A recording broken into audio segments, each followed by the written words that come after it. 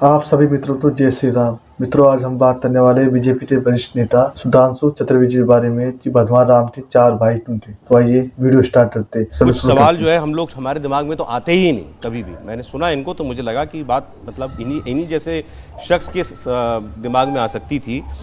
अब वो हैदराबाद से एक व्यक्ति हुए, उन्होंने भगवान राम के बारे में बहुत कुछ कहा था कई साल पहले, अदालती मामला चला, चलिए छोड़िए उस बात को, व्यक्ति का नाम भी नहीं लेते हम। तो भगवान राम के बारे में आपने एक जगह व्याख्यान में ये कहा कि कोई ये सोचे कि भगवान राम 4 ही भाई क्यों थे, लक्ष्मण ही उनके साथ वन में क्यों गए थे, भरत ही जो है वो राज क्यों संभाल रहे थे, और भगवान राम के लिए हनुमान जी भरत के जैसे ही प्रिय क्यों थे। देखिए, ये वास्तविकता में सही है। आप में से बहुतों ने हम सब ने रामायण पढ़ी है, परंतु अब आजकल के बच्चे भी इस ढंग से तर्क वितर्क करते हैं ना, तो उनसे कहना चाहिए बेटा हम तुमको और बेहतर तर्क बताने की प्रयास करते हैं। कभी आपने सोचा कि हम भगवान राम 4 ही भाई क्यों हैं, 3 या 5 क्यों नहीं? रावण के 10 ही सिर क्यों हैं, 15 या 20 क्यों नहीं? दशरथ की 3 ही रानियाँ क्यों हैं, 2 या 4 क्यों नहीं, और 1 क्यों नहीं? देखिए, इन सब चीज़ों का एक गहरा अर्थ है। भगवान राम 4 भाई जानते हैं क्यों हैं? 4 भाई 4 पुरुषार्थ के प्रतीक हैं। ये मैंने बचपन में बहुत बड़े कथावाचक थे, बहुत विद्वान, उनकी कथा में सुना था। मैं बहुत बच्चा था उस समय। I am talking about late 80s, early 90s। देखिए, 4 भाई हैं, धर्म अर्थ काम मोक्ष, 4 पुरुषार्थ के प्रतीक। भगवान राम धर्म है, शत्रुघ्न अर्थ है, लक्ष्मण काम के प्रतीक हैं, और भरत जो है मोक्ष के प्रतीक हैं। अब आप देखिए, वन में राम के साथ लक्ष्मण ही क्यों जाएंगे? क्योंकि लक्ष्मण काम के यानी कामना के प्रतीक हैं। कामना सदैव धर्म के साथ संयुक्त रहनी चाहिए, तभी वो धर्म के पथ पर रहेगी, इसलिए वो एक क्षण के लिए भी उससे अलग नहीं हो सकती। शत्रुघ्न अयोध्या में ही क्यों रहेंगे? अर्थ तो कभी नगर छोड़ के जा ही नहीं सकता। सही बात है। अर्थ तो राजधानी छोड़ के नहीं जा सकता, इसलिए वो राजधानी में रहेंगे। भरत क्या है? मोक्ष के प्रतीक है, तो वो खड़ाऊ रख के तपस्या करेंगे। इसका अर्थ क्या हुआ? आप धर्म के किसी भी एक प्रतीक को लेकर साधना करेंगे तो मोक्ष प्राप्त हो जाएगा। इसीलिए आप देखिए कि जब हनुमान चालीसा में ये लिखा गया कि हनुमान जी की जब नजदीकी की तुलना की गई भगवान राम से, तो क्या लिखा है? रघुपति कीनी बहुत बड़ाई, तुम मम प्रिय भरत ही सम भाई। अरे भाई, नजदीक तो सबसे ज्यादा लक्ष्मण रहे और 14 साल रहे, फिर भरत ही सम भाई क्यों? धर्म को सबसे प्रिय क्या है? मोक्ष।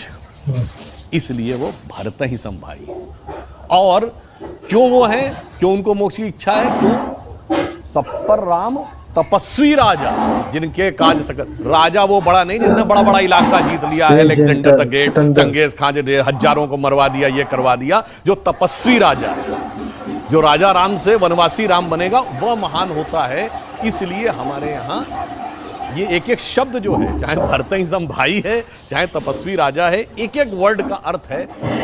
समझे बगैर जब हम कई बार चीज़ों का इंटरप्रिटेशन करते हैं तो ये समस्या आ जाती है। लेकिन ये बताइए कि ये कोई दूसरे धर्म का व्यक्ति है, वो ये बात ना समझे, ना जानता हो, तो ये तो मानी जा सकती है बात। लेकिन क्या आप मानते हैं कि आज हम हिंदुओं के अंदर भी इस किस्म की चेतना है अपने धर्म को लेकर के, ग्रंथों को लेकर के, आध्यात्म को लेकर? देखिए, सबसे बड़ी समस्या हिंदुओं में जानते क्या है?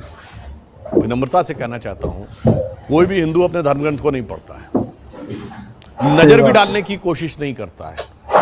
हमने पढ़ना छोड़ दिया। अगर वो पढ़ने लगे तो सेक्युलरिज्म के नाम पे कह दिया जाता है कि ये सब पढ़ना जो है वो ठीक नहीं है। और महत्वपूर्ण बात क्या है? गैर हिंदू सबसे ज्यादा अगर किसी के भी धर्म ग्रंथ को पढ़ते हैं, किसी दूसरे धर्म के लोग, तो सिर्फ हिंदू धर्म। वेदों को अगर सबसे ज्यादा विदेशियों ने पढ़ा है, विनम्रता से कहता हूं, कोई दूसरा ऐसा धर्म ग्रंथ नहीं जिसको उस धर्म को न मानने वालों ने पढ़ा हो, और पढ़ाई नहीं हो, प्रेरणा का स्रोत माना हो, और उसमें ढेर सारे वैज्ञानिक हो। अब आप ये समझिए कि आप सब लोगों ने सुना होगा, विज्ञान में सबसे कठिन चीज क्या मानी जाती है? तो रॉकेट साइंस। एक कहावत है ना, अरे कोई रॉकेट साइंस है क्या, इसको समझने में। अब आपको पता है कि रॉकेट साइंस का पिता किसको माना जाता है? Who is father of the rocket science? वो है वर्नर वॉन ब्रॉन, जिसने सबसे पहले रॉकेट बनाया, इंजन, रॉकेट इंजन। ठीक, जर्मन साइंटिस्ट, 1930s। इसीलिए मैं कह रहा हूं, रॉकेट तो उस जमाने में बन गया था ना। तो Wernher von Braun is considered the father of the rocket science.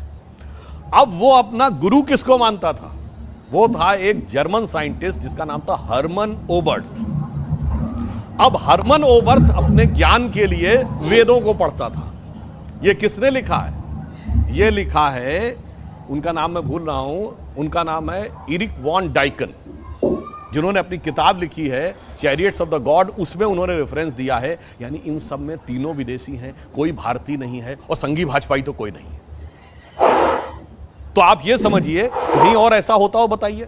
Werner Heisenberg, Albert Einstein, atom bomb बनाने वाले रॉबर्ट ओपेनहाइमर ने गीता को कोट किया, वर्नर हाइजेनबर्ग ने उपनिषदों को कोट किया।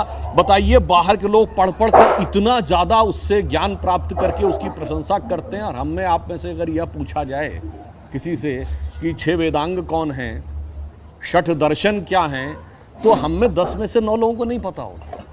समस्या यह है कि हमारी जानते क्या स्थिति है। एक हम लोगों ने बचपन में कहानी सुनी थी कि रात के अंधेरे में एक व्यक्ति बड़ा दुखी था, सोच रहा था मैं इतना गरीब हूँ, इतना जिंदगी में अब क्या करूँ, लगता आत्महत्या कर लूँ। नदी के किनारे टहलता हुआ जाता है, उसका पैर टकराता है तो देखता है कि वहाँ पे एक बोरा पड़ा है और उसे लगता है कि इसमें सब में पत्थर भरे हुए हैं।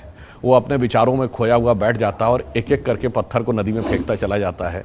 जब आखिरी पत्थर बचता है तब तक सवेरा हो गया होता है, वो देखता है वो पत्थर नहीं, वो तो हीरा था।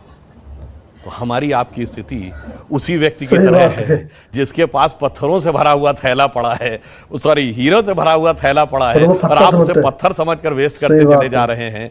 यदि एक बार नजर डाल के देख तो लीजिए अंदर क्या है, तो सारा हीरा दिखाई पड़ जाएगा। मित्रों, ये सुधांशु चतुर्वेदी थे, भगवान राम 4 भाई पर ज्ञान। ये बात तो सही थी, हम लोग अपने शास्त्र पढ़ते नहीं, इसलिए जो भी कोई व्यक्ति कुछ भी बोल जाए हम उस चीज़ को मान लेते। और अगर ये वीडियो अच्छा लगा तो आप लाइक, सब्सक्राइब और बेल आइकन जरूर दबा दें, ताकि जब भी हम वीडियो बनाए सबसे पहले आपको पहुंच जाए। और प्लीज़ लाइक सब्सक्राइब जरूर कर दे यार, आपकी जेब जा नहीं रहा।